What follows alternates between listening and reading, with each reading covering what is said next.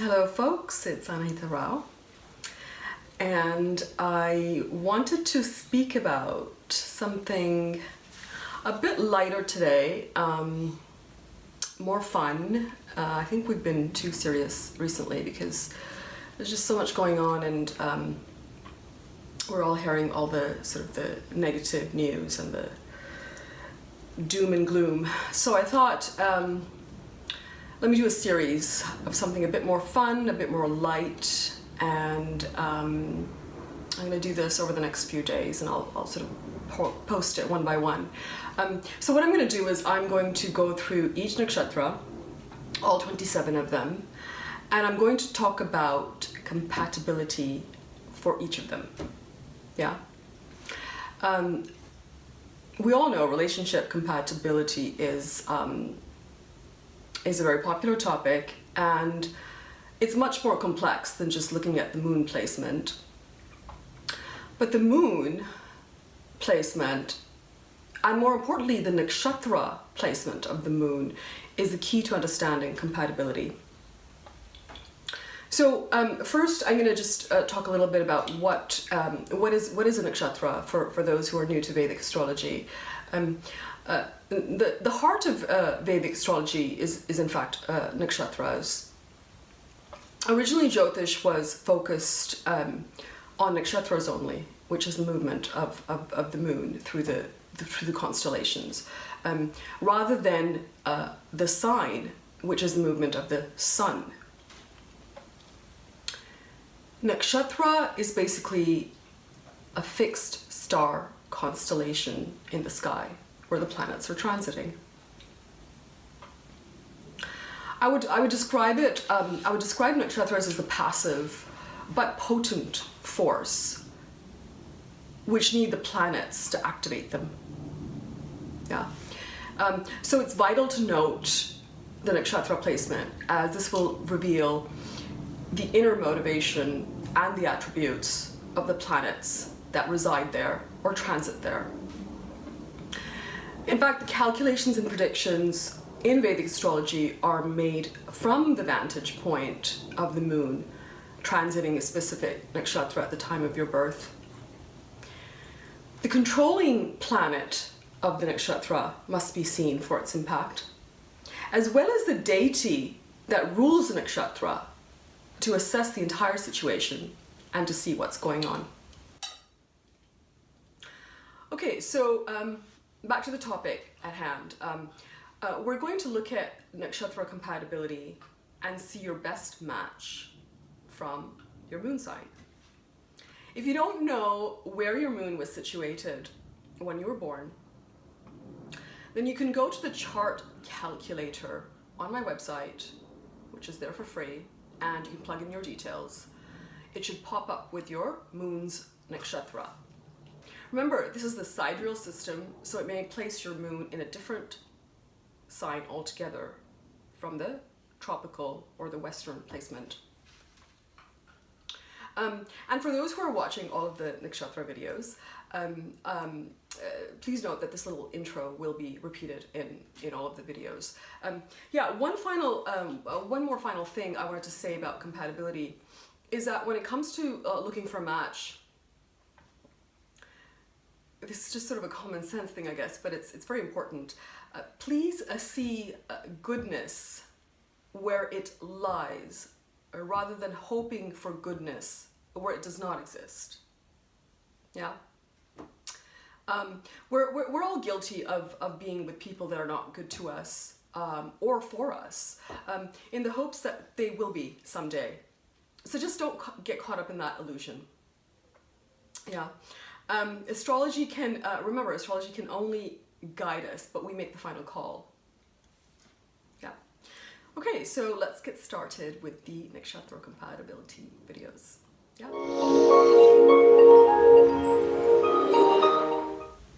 Okay, let's talk about ROHINI compatibility.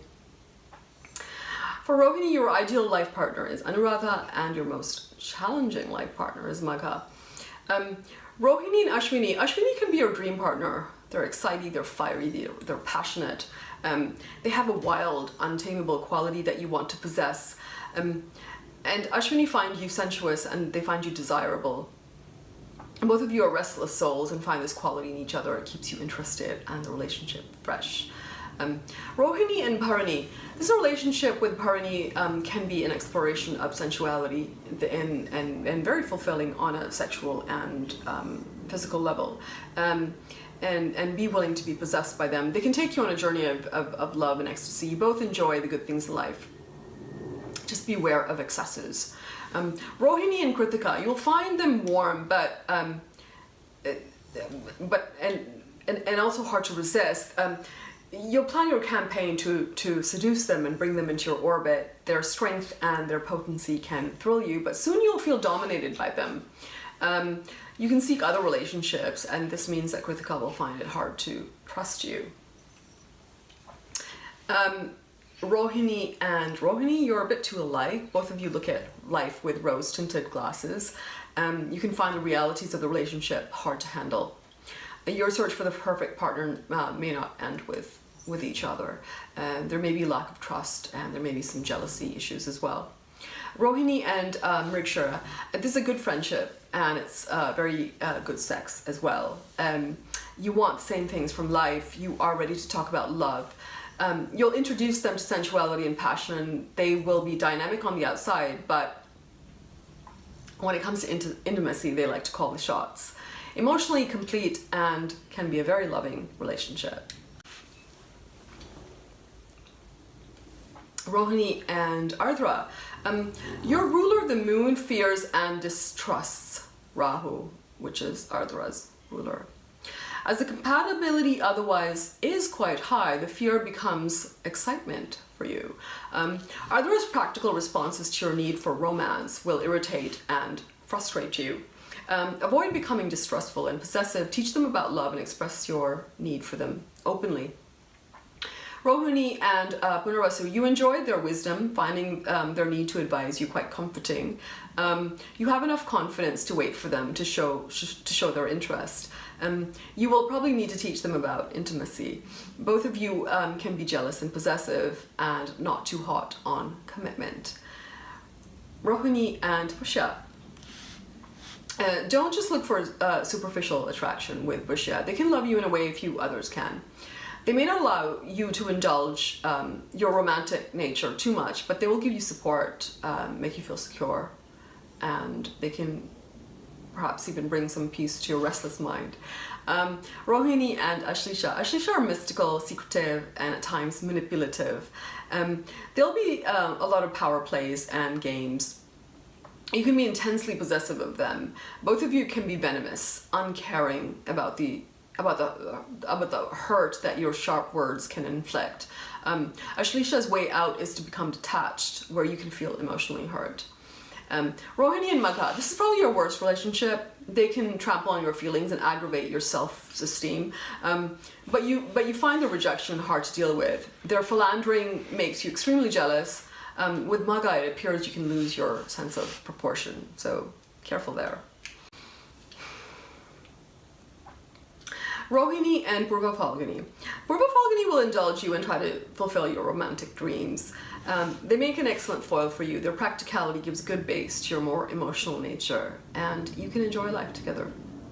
Rohini and Uttara Falguni. You love their strength. They make you feel secure. They're not the most imaginative of lovers, but they're there for you. They're happy to be possessed by you as well. But beware of their jealous temper.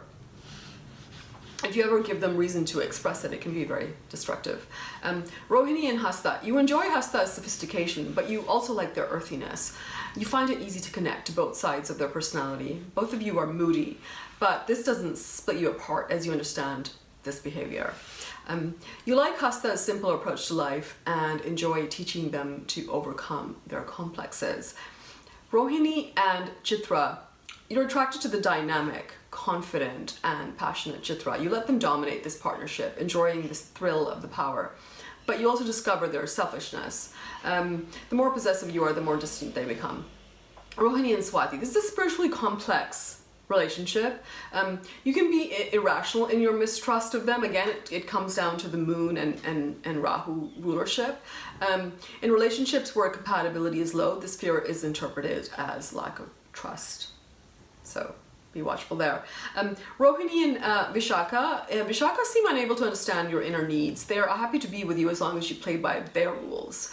You need them to give you their undivided attention. Maybe you have created unrealistic expectations about each other. Rohini and Anuradha. Anuradha understand love and romance in a way that no one else does. They also hide their romantic nature behind sort of a worldly wise exterior. Both of you can share your romantic dreams and become the ultimate partners. They're usually financially successful, which gives them an ability to support your love for luxury. Rohini and Jaisa. You love the mystical Jaisa, their charm and their intellect. You may not be totally in tune with their spiritual needs, but you know when to let them be free. After all, you like a little bit of freedom yourself too. Rohini and Mula. You tend to put responsibility of love on their shoulders. They're ill-equipped to handle this. They aspire for freedom and a break from the mundane responsibilities. They may not want your love, especially as it comes with so many conditions. They can be hurtful and cruel in their rejection. Rohini and Purvashada. For a relationship to survive with them, you have to be ready to give them some freedom, then you can have some fun together. They're not able to handle emotions too well, and if you dump your emotional and romantic expectations on them, you're giving them the perfect excuse to leave. Rohini and Uttarashada. You can get involved in such extreme jealousy and rivalry here that you'll not rest until you destroy each other. Your mutual attraction can be compulsive, but you're very sensuous, and they can be quite cold and ascetic. So that can affect you pretty badly. You can get hurt, and the emotional damage can take a long time to heal. Rohini and Shravana. You know, Shravana can be moody and restless. But they've also learned to deal with their restlessness. They can become detached and develop a hard surface that you find very difficult to break. And they're not there when you need them, usually lost in their own world. So you can feel neglected and ignored. Rohini and Dhanishta are happy to romance you. They don't really want commitment. They appear to enjoy luxury and the good life, but when you show your preference for it, they suddenly become very austere and high-minded. You don't really know what to make of them because they tend to give you a lot of mixed signals. Rohini and Shatabishak. You don't like or trust them at first. They appear cold and unfeeling. You soon throw aside your caution and fall in love with them. Surprisingly, they respond, and you find a unique way of loving. They open up emotionally to you in a way that they seldom do to others. And they will try hard to be what you want in a partner. Rohini and Purva Bhadrapada. They can be the person that you were seeking for so long. They're generous, they're flamboyant, they'll keep you in luxury and comfort. But they also have a detached side to their nature. They need to do some things alone. So try not to feel insecure when that happens. Rohini and Uttara Bhadrapada. You love the dependability of Uttara Bhadrapada. They love, they nurture you, they support you. You're privy to their secret sensuous nature. They may present a cool and ascetic sort of persona to others, but they'll show you a different side. There are times when you want more excitement, but usually you will not take the risk of alienating them. Rohini and Revathi. You fall for the idealistic Revathi, but you find living up to their image a bit hard to do. They want a simple life, and you want luxury and sensuality, and you can't really cope with their guilt of the criticism of when they criticize you.